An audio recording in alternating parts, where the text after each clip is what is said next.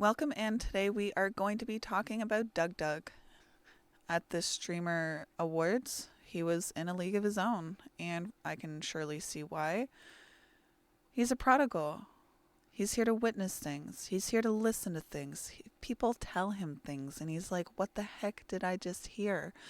And he's there to retreat and just ingest it. And it's because people, places, things, and experiences just come towards him. And it's for him to say uh-huh or for if he wants to do it. Oh my god. I fucked myself up. Shh. Shh. That wasn't a real one. That was a 30-second one.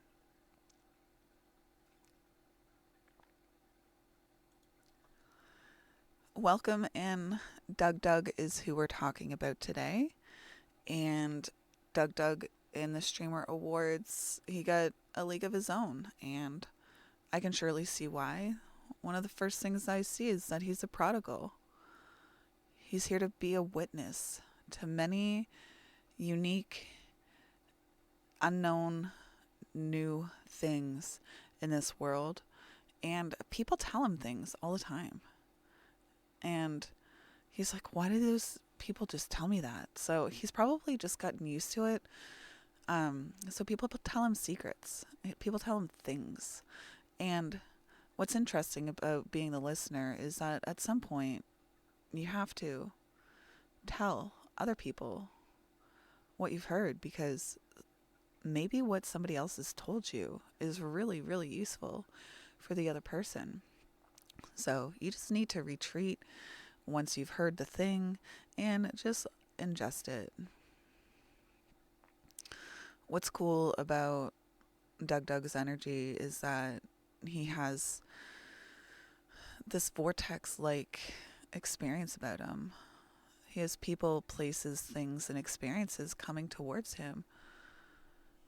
And all he has to do is listen to himself. For whether it's good for him or not. What's probably really good for him, and I'm not a doctor, and I don't anticipate to give any medical advice, but I'm sure movement is very important for DougDoug.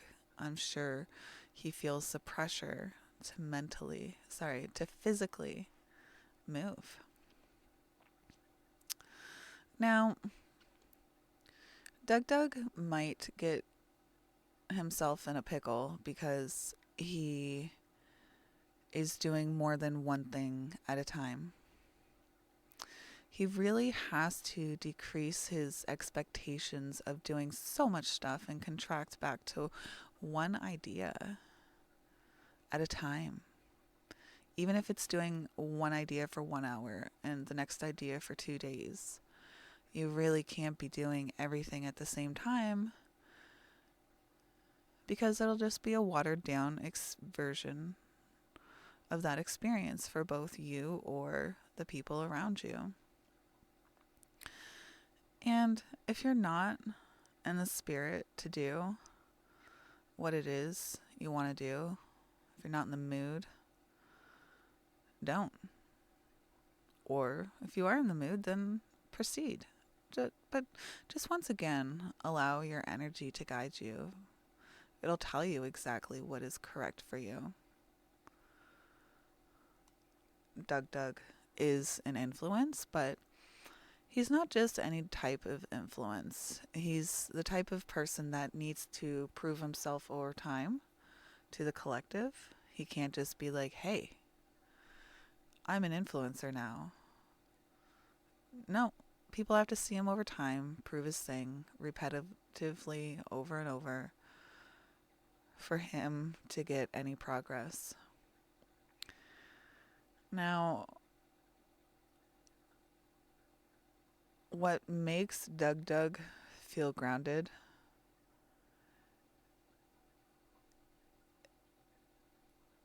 is to be stimulated. I don't know where I found that, but honestly, I wrote that down earlier, so that's what I said. But He is also this person who is inspirational. He is this creative role model.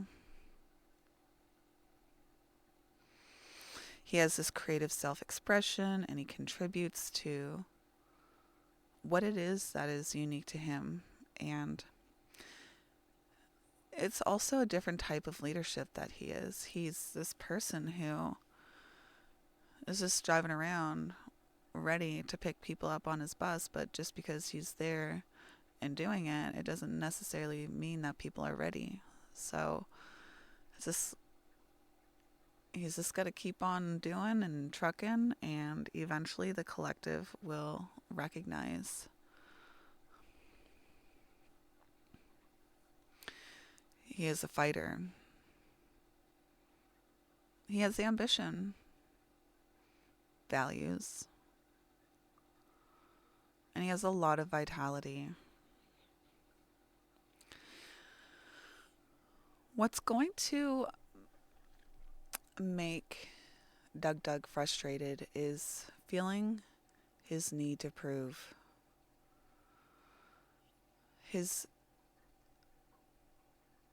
If somebody asks him to go harder, better, faster, stronger, he's probably going to, just to prove that he is that inspirational being.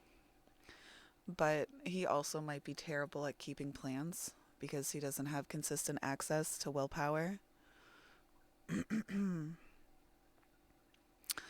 But he also might feel like he's not loved, he's not deserving, or he's not enough. But he has nothing to prove, not even to himself. So if he has a step counter, or if he does push-ups, or whatever he does to be like, yo, this is the thing I'm going to do to make sure that I'm proving myself just to myself. No, he doesn't have to. It's just going to end up making him frustrated, especially when he tries to overthink about what it is that he should be inspirational about. When he finds himself answering other people's questions that don't matter to him. Maybe he gets caught up in chat sometimes when it's completely not appropriate to be in chat right now. I bet if DougDoug doesn't know the answer, I bet he will know the answer. He'll go find it because he wants to prove that he knows, or that he can be that inspirational being, or have these creative new knowings. Once again, it'll make him frustrated when he tries to do that. He may not even know what to think, and that's okay.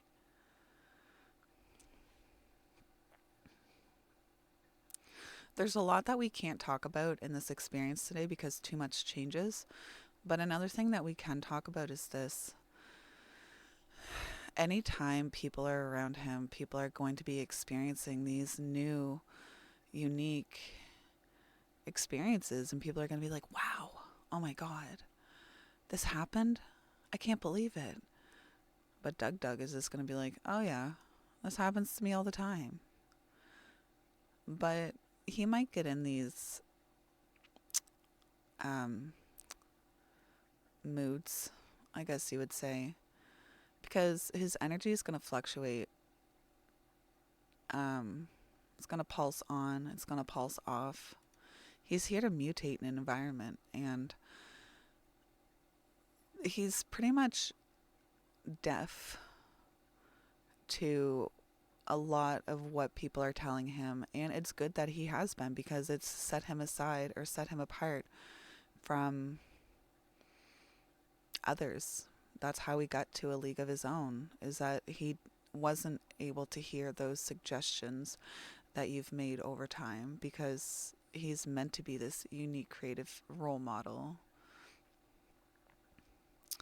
So talking about the energy pulsing on and pulsing off, it's mostly going to be off. And when he's feeling creative, he's going to feel creative. That's for sure. But when it's off, it might feel very melancholic. It also might feel very uncomfortable, honestly. So he might want to initiate something, to have an experience, to see some progress. But if he does that out of a melancholic state to get rid of that feeling, then it's not going to be a very good experience for him. He's going to get frustrated. So he is a person who does have this particular way in which he does grow his environment. And he really should listen to his energy, because it's going to allow him to know what direction of self he's going to go and how he's going to be seen out in the world.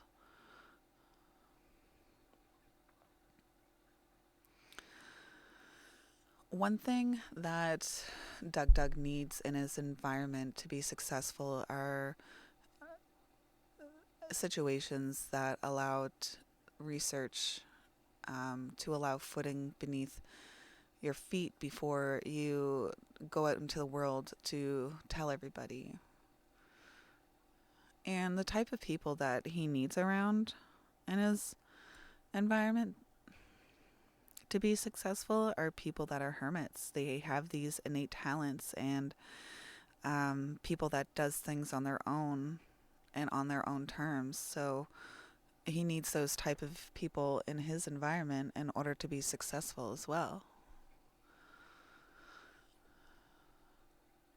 And if he isn't surrounding himself with those type of people, he might find that there's too much drama. He doesn't want that type of stuff in his life. We can talk about DougDoug's sleep. We can talk about where he's headed in his life. Like, we can talk about different stages of life at the age of about 29, and we can talk about him at the age of like 40. And yeah, we can see what kind of influences might be in his life and that part of his journey. We can talk about how other people influence him. We can talk about a lot of different things if we had his more details about who he is as a person, like his time of birth. So anywho, thank you so much for listening. I really hope you enjoyed this. I have not a clue who DougDoug is, but I hope that this resonates with who he is as a person. Thank you for watching.